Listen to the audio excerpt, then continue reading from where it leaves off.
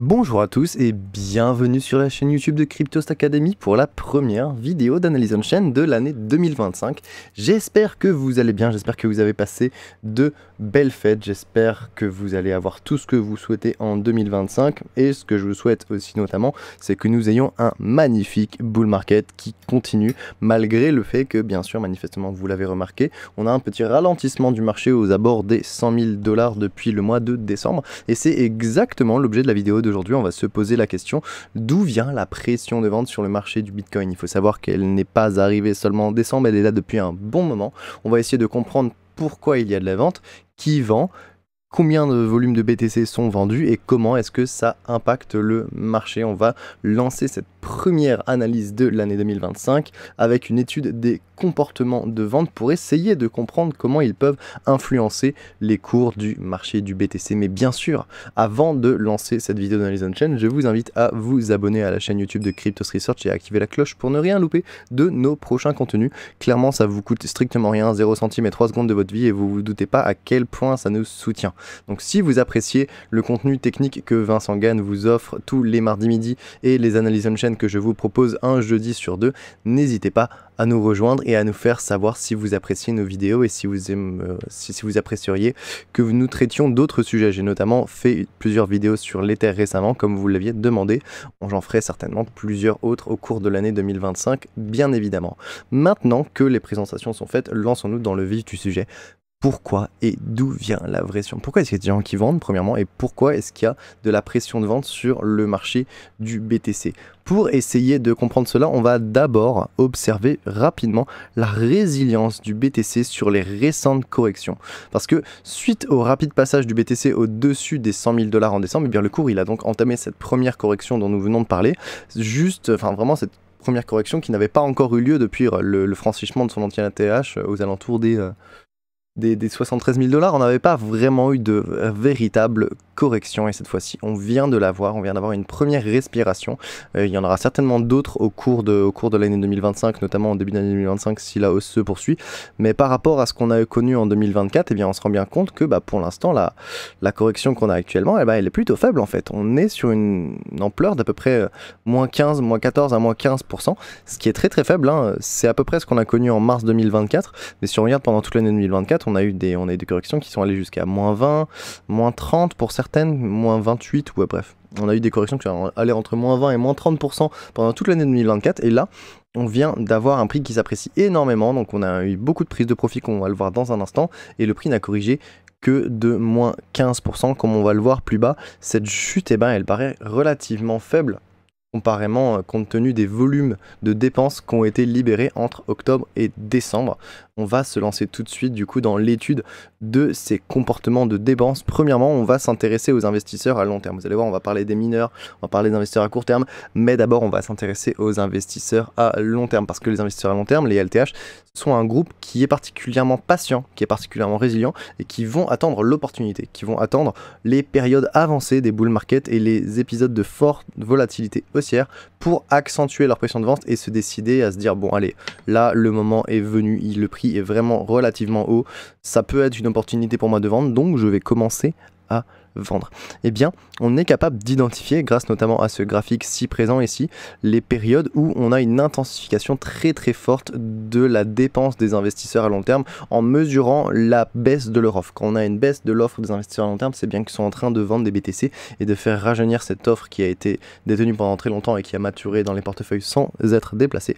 Et on voit bien qu'on est actuellement sur une phase de dépense, on était sur une phase de dépense relativement active qui a commencé en octobre et qui s'est accentuée jusqu'à atteindre son paroxysme en novembre et à ralentir un petit peu en décembre, puis actuellement elle est déjà ralentie quasiment de moitié. Il manque une partie du graphique où on peut voir l'offre des investisseurs à long terme qui est en train de baisser. Malheureusement, bon, vous aurez juste à aller consulter directement le graphique sur l'article gratuit qui sera disponible, qui est déjà disponible d'ailleurs sur le site de Cryptos Research, où vous pourrez d'ailleurs comparer aussi les volumes de dépenses qui ont été véhiculés. On voit ici que pour la période de novembre 2024 à janvier 2025, on a une chute de l'offre des investisseurs à long terme qui est à peu près 1,09 million, alors que pour décembre 2023 à mars 2024, on était sur moins d'1 million. Et sur novembre 2020, enfin sur le cycle précédent, entre 2020 et 2021, on avait quasiment un peu moins de 2 millions. Donc on voit bien ici, on a une pression de vente sur des investisseurs à long terme qui est plus importante que celle qu'on a connue au premier test de l'ATH. Il y a quasiment un an en fait, donc déjà ça c'est une bonne idée à l'avoir, c'est un petit peu surprenant mais c'est quelque chose d'assez intéressant. Donc il est intéressant de noter que la pression de vente actuelle, eh bien elle dépasse celle qui est survenue entre décembre 2023 et 2024 et ça s'explique notamment parce que les prix sont plus élevés et donc ça augmente l'incitation à la prise de profit des investisseurs à long terme. Jusque là ça me paraît plutôt logique et j'espère que ça vous paraît aussi à vous plutôt logique. On va dézoomer un petit peu sur ce graphique pour essayer d'avoir une meilleure visibilité de ce qu'il passe en ce moment sur le marché. Bon, c'est normal, il n'est pas directement très lisible. Encore une fois, vous l'aurez avec une meilleure lisibilité ou presque directement sur l'article disponible gratuitement via cryptost.fr. Bon, qu'est-ce qu'on est capable d'observer ici? Comme on l'a vu, il y a à peu près 1 million de BTC qui ont été dépensés par les investisseurs à long terme. Ce graphique nous présente les dépenses des investisseurs à long terme qui sont envoyées soit en profit, soit en perte vers les exchange spots. Bon, comme vous pouvez le voir, il y a surtout beaucoup de profits en vert qui sont véhiculés. Il n'y a pas vraiment de pertes. Il y a quelques épisodes avec un tout petit peu de pertes, mais qui sont à peine visibles et qui sont totalement, je veux dire, significatifs, pas du tout. Ils sont totalement négligeables justement. Et donc sur le million de BTC qui a été dépensé depuis novembre dernier, les investisseurs à long terme, ils ont envoyé en cumulé à peu près, ouais c'est ça, 220 000 BTC en profit vers les exchanges avec une dépense moyenne journalière d'à peu près 2200 BTC par jour. Donc dans l'ensemble, on a quand même une pression de vente assez importante de la part des investisseurs à long terme sur les exchange spots. Ils ont vraiment voulu dépenser pas mal de BTC. Encore une fois, des volumes qui sont dépensés, qui sont envoyés vers les exchanges ne veut pas dire qu'ils sont directement dépensés, mais on suppose que une bonne partie des volumes qui sont envoyés vers les exchanges en profit sont quand même ont quand même pour finalité d'être dépensés. Donc on peut supposer qu'au moins la moitié, pour être conservateur, voire plus, eh bien, ont été dépensés dans tous les cas. Et la majorité de ces dépenses, elles ont eu lieu entre novembre ici plutôt, voilà, donc au début de la hausse, entre novembre, comme on peut le voir avec les pics ici, novembre et décembre, on a une décroissance actuellement de la dépense de ces investisseurs à long terme. Donc on voit bien qu'ils prennent un peu moins de profit alors que la correction est en train de se faire. Ils ont surtout pris des profits entre les 80 000 voire même les 90 000 et les 100 000. Donc ils ont attendu l'opportunité avec la forte volatilité, ils se sont dit bon bah maintenant c'est bon, on peut commencer à prendre des profits, et ça a entre autres ralenti le marché parce que c'est une pression de vente sur les marchés spot qui est quand même relativement conséquente. Mais ce ne sont pas les seuls à avoir vendu. La pression de vente sur les marchés IBTC ne provient pas que des investisseurs à long terme, elle provient aussi des investisseurs à court terme. Je vais essayer de dézoomer encore une fois histoire de vous donner un petit peu plus de visibilité. Glassnode fait un peu des siennes en ce moment, c'est un peu compliqué des fois d'avoir une bonne visibilité sur les graphiques. Dans tous les cas, encore une fois, vous pourrez retrouver les annotations directement sur l'article disponible via cryptos.fr. Les investisseurs à court terme, cette fois-ci. Bon, les investisseurs à court terme sont un groupe qui, déjà, ils sont moins patients, ils sont moins modérés, ils ont tendance à réaliser des profits et des pertes de manière beaucoup plus précoce, beaucoup plus fréquente, en fonction de la volatilité du marché, en fonction même des fois de l'actualité politico-économique. Ils peuvent avoir tendance à avoir du FOMO à l'achat, ou même avoir de la panique vendeuse à la baisse. En ce qui concerne les investisseurs à court terme, on voit qu'on a eu des phases de prise de profit assez intenses qui ont commencé dès octobre en fait. Et ils ont envoyé quasiment en cumulatif depuis le 1er octobre quasiment 1,6 million de BTC vers les exchanges avec une dépense moyenne journalière d'à peu près 17 000 BTC par jour. C'est quand même très important. Hein. La majorité de ces dépenses, elles ont été effectuées entre octobre et novembre, donc entre les 70 000 et les 100 000 dans l'ensemble. On voit qu'il y a une très forte intensification, notamment en début novembre, quand on a eu beaucoup de volatilité et qu'on est passé des 70 000 aux quasiment 90 000. Donc là, c'était vraiment une période de très forte prise de profit, puis ensuite ça s'est accentué jusqu'aux 100 000, et après le prix a légèrement ralenti, donc la pression de vente a commencé à diminuer, et on a même eu un petit peu de pression de vente à la baisse, donc de pression de prise de perte, je veux dire plutôt. Et c'est vrai que ça peut paraître, il y en a certains qui pourraient se dire mais 1,6 million de BTC c'est beaucoup quand même, et c'est vrai que ça peut paraître surprenant de voir des volumes de vente à court terme qui dépassent celles des investisseurs à long terme, mais ça s'explique par plusieurs choses, notamment parce que les investisseurs à court terme font beaucoup plus d'opérations, ils ont un comportement beaucoup plus erratique, beaucoup plus compulsif, ce sont des spéculateurs, hein, et donc ils vont acheter, vendre, retirer, déposer de manière beaucoup plus présente que des investisseurs à long terme terme sans nécessairement tout exprimer en termes de potentiel de vente, ce qui veut dire que ça va gonfler les chiffres des volumes. En fait, tous les volumes des investisseurs à court terme ne sont pas des volumes qui sont nécessairement générés de la prise de profit ou de la prise de perte. C'est assez difficile dans tous les cas de quantifier exactement grâce à l'analyse on-chain. Déjà, on est capable d'avoir un aperçu, mais en fait, on peut pas faire mieux. C'est-à-dire que sans l'analyse on-chain, on n'aurait pas toutes ces données, on pourrait pas avoir d'aperçu sur ce qui se passe sur les marchés. Et même grâce à l'analyse on-chain, on peut pas avoir tout à fait la précision exacte que certains aimeraient avoir et que certains attendent notamment de cette discipline. Et donc on peut que supposer certaines choses vis-à-vis des heuristiques pour rester le plus précis possible sans rentrer dans la prestidigitation à la boule de cristal. Et donc en effet, les investisseurs à court terme véhiculent énormément de BTC parce qu'ils ont des comportements d'aller et de retour et de va-et-vient qui sont beaucoup plus importants et beaucoup plus compulsifs, beaucoup plus fréquents que les investisseurs à long terme. Et donc on peut supposer que bon, c'est peut-être pas 16 millions de BTC qui ont été vendus en profit, on peut dire qu'il y a à peu près la moitié peut-être, même un quart, on pourrait dire ce serait déjà pas trop mal. Donc on aurait entre 4 et 8 millions de BTC qui auraient été déplacés par les investisseurs à court terme et réellement vendus à profit sur les exchanges. Ça représenterait déjà une belle pression de vente. Et c'est ce qui explique entre autres en partie pourquoi eh bien, les marchés ont légèrement corrigé récemment. Une autre chose qui est intéressante à regarder, c'est aussi pour les déplacements des UTXO et la rentabilité. Ce qu'on est capable de voir grâce à ce graphique que vous pourrez trouver directement sur ChainExpose via l'URL qui est ici présente, c'est un graphique qui est disponible pour tout le monde. Vous allez sur ChainExpose, vous cliquez sur Supply Distribution et vous allez regarder ce graphique ici présent. Ce graphique vous présente les différences de l'offre des investisseurs à long terme et des investisseurs à court terme sur les 30 derniers jours. Là, je n'ai sélectionné que quelques métriques, vous allez voir. J'ai cherché les moments où l'offre des investisseurs à court terme a été réduite, donc une baisse de l'offre des investisseurs à court terme sur une zone de prix particulière, une baisse de l'offre des investisseurs à long terme sur une zone de prix particulière, et une augmentation de l'offre des investisseurs à court terme. Pourquoi est-ce que j'ai fait ça? Pourquoi? Parce que lorsque les investisseurs à long terme vont vendre des BTC, ils vont être introduits dans l'offre des investisseurs à court terme à nouveau. Lorsque les investisseurs à court terme vendent, ça retourne dans l'offre des investisseurs à court terme aussi. Donc ce qu'on est capable de voir grâce à ce graphique, c'est où ont eu lieu les dépenses des investisseurs à long terme et à court terme, et où est-ce qu'elles ont été redistribuées. Et ça, c'est très intéressant. Et donc, on est capable de voir que les investisseurs à court terme et à long terme ont surtout dépensé des BTC au sein du range de 2024, c'est-à-dire entre les 56 et les 73 BTC, grosso modo. On voit ici qu'on a beaucoup d'offres qui a été déplacées vers des niveaux plus hauts. On a aussi, bien sûr, de l'offre des investisseurs à court terme qui ont été déplacés directement un peu plus haut aussi. Donc les investisseurs à long terme ont surtout dépensé des BTC qui étaient dans le range de 2024 et un peu plus bas aussi, parce qu'il y a quand même eu de la prise de profit de BTC qui ont été acquis à 20 000 et plus, donc pas trop mal. Et les investisseurs à court terme ont surtout dépensé des BTC du range de 2024, mais aussi quelques BTC à plus court terme qui ont été acquis entre les 90 et les 100 dans l'ensemble.